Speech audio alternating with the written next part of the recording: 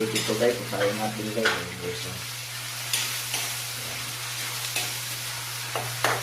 Asin konti guys. Ayan o, asin. Asin guys. Ito guys, o. Ayan natin guys. Ayan.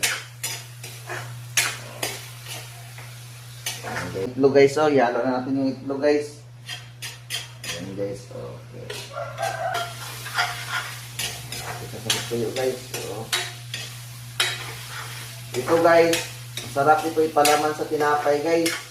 Kung may tinapay kayo, lagay yung tinapay. Pwede ito, pandesal, plain bread, pwede ito guys. Ayan guys, luto na siya guys. Ayan guys, o, ilagyan ko ng design guys. Para masarap guys, o.